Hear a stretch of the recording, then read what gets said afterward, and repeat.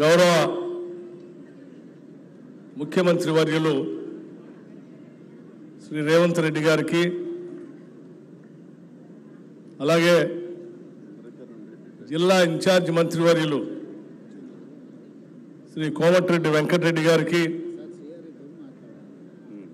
మరో మంత్రివర్యులు ఉత్తమ్ కుమార్ రెడ్డి గారికి, మరో మంత్రివర్యులు తుమ్మల నాగేశ్వరరావు గారికి, మరో మంత్రివర్యులు దుద్దిల్ల శ్రీధర్ బాబు గారికి,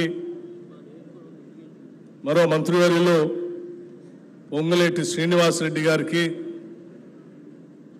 మరో మంత్రివర్యులు కొండా సురేఖ గారికి, మరో మంత్రివర్యులు సీతక్క గారికి, నాతోటి మరో మంత్రివర్యులు పొన్నం ప్రభాకర్ గారికి, నాతోటి శాసనసభ్యులు భద్రాచలం శాసనసభ్యులు తెల్ల వెంకట్రావు గారికి, పాయం వెంకటేశ్వర్ల గారికి, నాగరాజు గారికి, కోరం కనకయ్య గారికి, రాగమయ్య గారికి, ఆదినారాయణ గారికి, పొడెం వీరయ్య గారికి, మరో శాసనసభ్యులు మిత్రులు కోనంనేని సాంబశివరావు గారికి, బలరాం నాయక్ గారికి, అట్లాగే వేం నరేందర్ రెడ్డి గారికి, వేదిక మీద ఉన్నటువంటి ఇతర మిత్రులకి, పెద్దలకి, ముఖ్యంగా ఈనాటి ఈ ప్రభుత్వ కార్యక్రమంలో భాగంగా ఇందిరమ్మ ఇళ్లకు సంబంధించి లబ్ధిదారులుగా ఇక్కడికి వచ్చేసినటువంటి లబ్ధిదారులందరికీ, పాత్రికేయ మిత్రులకి, వివిధ రాజకీయ పార్టీల నాయకులకి అందరికి కూడా ముందుగా నా హృదయపూర్వకమైనటువంటి నమస్కారాలు. నిజంగా ఈ రాష్ట్ర చరిత్రలో ప్రత్యేక రాష్ట్రం ఏర్పడిన తర్వాత సువర్ణాక్షరాలతో పేదవాళ్ళందరూ కూడా రాసుకొని గుర్తుంచుకోదగినటువంటి రోజు ఇది. సాక్షాత్తు భద్రాచలం శ్రీ సీతారామచంద్ర స్వామి వారి సన్నిధిలో ఒక దశాబ్ద కాలం పాటు ఈ రాష్ట్రంలో ఉన్నటువంటి పేద ప్రజలు ఎదురు చూస్తున్నటువంటి ఇళ్ల కార్యక్రమానికి, సొంత ఇంటి కళను సాకారం చేయటం కోసం కాంగ్రెస్ ప్రభుత్వం ఇందిరమ్మ రాజ్యం రాష్ట్ర ముఖ్యమంత్రి రేవంత్ రెడ్డి గారి నాయకత్వంలో రాష్ట్ర మంత్రివర్గం యావత్తు ఈ నిర్ణయం తీసుకొని ఇచ్చిన మాట ప్రకారం, చెప్పిన గ్యారంటీ ప్రకారం ఈరోజు ఇళ్లకు సంబంధించి, ఇందిరమ్మ ఇళ్లకు సంబంధించి అధికారికంగా ఇక్కడ లాంఛనంగా లాంచ్ చేసేటువంటి కార్యక్రమం జరుగుతున్నందుకు నిజంగా చాలా సంతోషిస్తూ ఉన్నాం. అంతేకాదు, ఆనాటి గత ప్రభుత్వాల హయాంలో కట్టినటువంటి ఇళ్లకు సంబంధించి కూడా ఆ ఇంటికి సంబంధించినటువంటి పత్రాలు పొందకుండా దశాబ్ద కాలం ఎదురు చూస్తున్నటువంటి లబ్ధిదారులకు కూడా ఆ పత్రాలు అందించే కార్యక్రమం కూడా ఈరోజు పెద్ద ఎత్తున తీసుకుంటున్నటువంటి సందర్భం. అందుకే మిత్రులారా, రాష్ట్ర వ్యాప్తంగా ఉన్నటువంటి ఇందిరమ్మ ఇళ్ల కోసం ఎదురు చూస్తున్నటువంటి పేద బలహీన వర్గాలందరికీ కూడా ఈరోజు భద్రాచల రామచంద్ర స్వామి సన్నిధి నుంచి ఒక మంచి శుభ కార్యక్రమం జరుగుతూ ఉంది. అందరికీ ఇళ్లు రాబోతున్నాయనేటువంటి ఆనందాన్ని సంతోషకరంగా ఇక్కడ సభా వేదిక నుంచి వ్యక్తపరుస్తూ ఉన్నాం.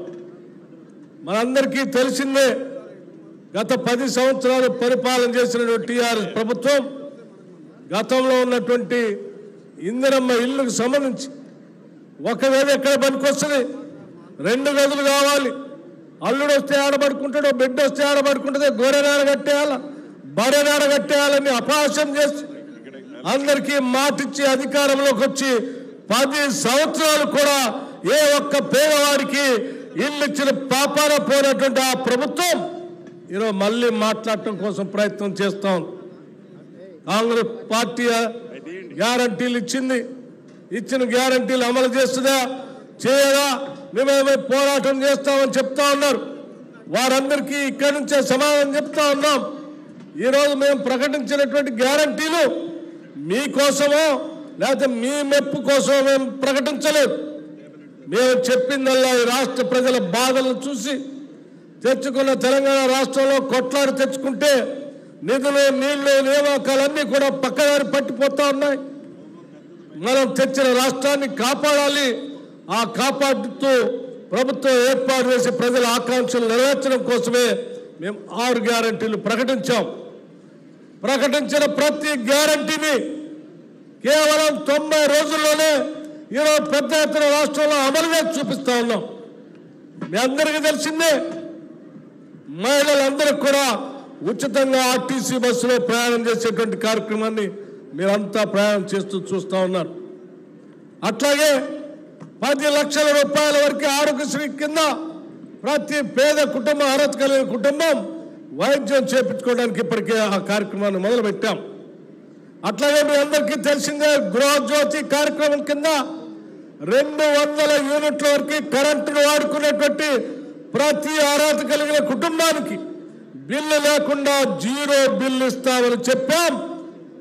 మేము స్పష్టంగా మార్చి 1వ తారీఖు నుంచి దీన్ని అమలు చేస్తూ ఉన్నాం. అట్లాగే 500 రూపాయలకే, కేవలం 500 రూపాయలకే గ్యాస్ సిలిండర్ ఇస్తామని చెప్పాం. మేము స్పష్టంగా దాన్ని అమలు చేస్తూ ఉన్నాం. అదే స్థాయిలో ఈరోజు ఇక్కడి నుంచి ప్రతి శాసనసభ నియోజకవర్గానికి కనీసం 3,500 ఇళ్లకు తగ్గకుండా ఇందిరమ్మ ఇళ్లకి ప్రతి ఇంటికి 5 లక్షల రూపాయలు శాంక్షన్ చేస్తున్నటువంటి కార్యక్రమాన్ని ఇక్కడ నుంచి ప్రారంభిస్తూ ఉన్నాం. ఈ రాష్ట్రంలో ఉన్నటువంటి లబ్ధిదారులందరూ కూడా దీన్ని పొందవచ్చని కూడా చెప్తా ఉన్నాం. అదే రకంగా ఈ ఇళ్ల లబ్ధిదారుల కార్యక్రమంలో భాగంగా ఎవరైనా గిరిజనులున్నా, దళితులున్నా ఇంకొక 1 లక్ష రూపాయలు యాడ్ చేసి 6 లక్షల రూపాయలు ఇవ్వబోతా ఉన్నామని కూడా ఈ సందర్భంగా మనం చేస్తూ ఉన్నాం. మిత్రులారా, ఒక్కసారి ఆలోచన చేయండి. మనం పెట్టుకున్నటువంటి బడ్జెట్లో అది కూడా ఓట్ ఆన్ అకౌంట్ బడ్జెట్ పెట్టుకున్నాం. ఇంకా పూర్తి స్థాయి బడ్జెట్ పెట్టుకోలేదు. చెప్పిన మాటల ప్రకారం నిలబెట్టాలనే ఆలోచనతో మనం ప్రవేశపెట్టినటువంటి ఓట్ ఆన్ అకౌంట్ బడ్జెట్లోనే 7,740 కోట్ల రూపాయలు ఇల్లు కట్టడానికి బడ్జెట్లో నిధులు కేటాయించి అధికారికంగా ఈరోజు లాంఛనం చేస్తున్నాం. ఇదేదో తూతూ మంత్రంగా ఆషామాషిగా చేస్తున్న కార్యక్రమం కానే కాదు. గత ప్రభుత్వాలు చెప్పినట్టుగా రూపాయి కూడా బడ్జెట్లో కేటాయించకుండా 10 సంవత్సరాలు మేము డబుల్ బెడ్రూమ్ ఇల్లు ఇస్తామని చెప్పి ఆశ పెట్టి ఎవరికి ఇల్లు ఇవ్వనటువంటి ఆ చరిత్ర కేవలం 90 రోజులు కాకుండానే చెప్పిన మాట ప్రకారం బడ్జెట్లో 7,740 కోట్ల రూపాయలు కేటాయించిన మాట తప్పకుండా ప్రతి శాసనసభ నియోజకవర్గానికి 3,500 ఇళ్లని కేటాయిస్తూ అధికారికంగా చేసేటువంటి ప్రభుత్వం ఈ ప్రభుత్వం. ఇందిరమ్మ రాజ్యానికి టీఆర్ఎస్ ప్రభుత్వానికి ఉన్న తేడా ఈ ఒక్కదానితోనే స్పష్టత వస్తూ ఉందని చెప్పి మీ అందరికీ నేను సవినయంగా మనవి చేస్తూ, ఇక్కడ లబ్ధిదారులకి అట్లాగే పేదవాళ్ళందరికీ, ఇల్లు లేనటువంటి వాళ్ళందరికీ ఇల్లు కావాలని కోరుకునేటువంటి అందరికీ విజ్ఞప్తి చేస్తా ఉన్నాను. దయచేసి ఈ ప్రభుత్వాన్ని ఆశీర్వదించండి. దయచేసి ఈ ప్రభుత్వానికి కావాల్సిన సహాయ సహకారాలు అందించండి. ఏ పేదవాళ్ళ కోసమైతే కాంగ్రెస్ పార్టీ 6 గ్యారంటీలు ప్రకటించి అనేక రకాలైనటువంటి ఆర్థిక ఇబ్బందులు ఉన్నప్పుడు కూడా ఏ ఒక్కదాన్ని కూడా వదిలిపెట్టకుండా రూపాయి పోగేసి దోబరా ఖర్చులు తగ్గించి చెప్పిన మాట ప్రకారం ప్రతి పైసా ఈ రాష్ట్ర ప్రజల కోసమే ఖర్చు పెడుతున్నటువంటి ఇందిరమ్మ రాజ్యాన్ని ఆశీర్వదించవలసిందిగా మీ అందరినీ నేను విజ్ఞప్తి చేస్తా ఉన్నాను. దయచేసి మీ ఆశీస్సులు, మీ విజ్ఞప్తులు, మీ అభినందనలు ఉన్నంత కాలం ఈ రాష్ట్రంలో పోగేసే ప్రతి పైసా ప్రజల కోసమే ఖర్చు పెడతాం తప్ప పాలకులు దోచుకున్నట్టుగా, గత ప్రభుత్వాలు దోచుకున్నట్టుగా ఈ రాష్ట్ర ఖజానాన్ని దోచుకోనివ్వు అని చెప్పి యావత్ మంత్రివర్గం అంతా కూడా ఈ రాష్ట్ర ప్రజలందరికీ కూడా మాటిస్తా ఉన్నాం. భద్రాచలంలో ఈరోజు ఉదయాన్నే లక్ష్మీ నరసింహస్వామి దేవాలయంలో యాదగిరి గుట్టలో దర్శనం చేసుకొని ఆ దేవుడికి ఇక్కడ ఉన్నటువంటి రాముడు వారిని దర్శనం చేసుకొని, అయ్యా ఈ ప్రభుత్వం పేదల కోసం సంకల్పంతో ముందుకు పోతా ఉన్నాం. ఏ ప్రజా సంక్షేమం కోసం అయితే ఇందిరమ్మ రాజ్యం రావాలని కోరుకున్నామో ఆ రావటానికి మీ ఆశీస్సులతో అధికారంలోకి వచ్చాం. వచ్చినటువంటి ఈ ప్రభుత్వం చిత్తశుద్ధితో ప్రజల కోసం పనిచేయడానికి సిద్ధంగా ఉంది. ఈ చేసేటువంటి కార్యక్రమానికి మెండుగా మీ ఆశీస్సులు కావాలని చెప్పి ఆ లక్ష్మీ నరసింహస్వామి వారి ఆశీస్సులు, ఈ భద్రాచల సీతారామచంద్ర స్వామి వారి ఆశీస్సులు తీసుకొని ఈరోజు పేదల కోసం ప్రవేశపెట్టినటువంటి ఇందిరమ్మ ఇళ్ళని మీ ముందు ఈరోజు ఆవిష్కరింప చేస్తా ఉన్నాం. అందుకోసమే చాలా సంతోషంగా కూడా ఉందని చెప్పి మీ అందరికీ నేను సవినయంగా మనవి చేస్తూ, ఇక భద్రాచలానికి సంబంధించినటువంటి అనేక అంశాలు ముఖ్యమంత్రి గారు మాట్లాడేటప్పుడు తప్పనిసరిగా అంశాలన్నీ మీ దృష్టికి తీసుకొని వస్తారు. కానీ గతంలో జరిగినటువంటి కార్యక్రమాలు మాత్రం 1-2 కార్యక్రమాలు మీకు గుర్తు చేయదలుచుకున్నాను. ఎందుకంటే ఈ భద్రాచలం పట్టణానికి కానీ, దేవాలయానికి కానీ, ఈ పరిసర ప్రాంతాల అభివృద్ధికి కానీ ఏ ప్రభుత్వం అయినా 1 రూపాయి ఇచ్చింది అంటే ఆనాటి కాంగ్రెస్ ప్రభుత్వాలే ఇచ్చాయి. భద్రాచలంలో ఐటీడీఏ పెట్టినా, భద్రాచలంలో ఆశ్రమ పాఠశాల పెట్టినా, భద్రాచలంలో డిగ్రీ కళాశాల పెట్టినా, భద్రాచలం పట్టణానికి మంచినీళ్ళు ఇచ్చినా, భద్రాచలం పట్టణానికి గోదావరి మీద బ్రిడ్జి కట్టించినా, లేకపోతే భద్రాచలం పట్టణానికి ఇంకొక బ్రిడ్జి తెచ్చినా, భద్రాచలం పట్టణానికి కరెంట్ ఇచ్చినా, ఆసుపత్రి పెట్టినా, లేకపోతే భద్రాచలం పరిసర ప్రాంతాలు అభివృద్ధి చేసినా, ఏమి చేసినా ఆనాటి కాంగ్రెస్ ప్రభుత్వాలే చేసింది. ఆ తర్వాత 10 సంవత్సరాల కాలంలో ఇక్కడికి వచ్చి అనేక మాటలు చెప్పి ఒకసారి 500 కోట్లు ఇస్తా అన్నాడు, ఇంకోసారి 100 కోట్లు ఇస్తా అన్నాడు, ఇంకోసారి వచ్చి కరకట్ట కట్టిస్తా అన్నాడు, ఇంకోసారి వచ్చి కుర్చీ వేసుకొని పని చేస్తా అన్నారు.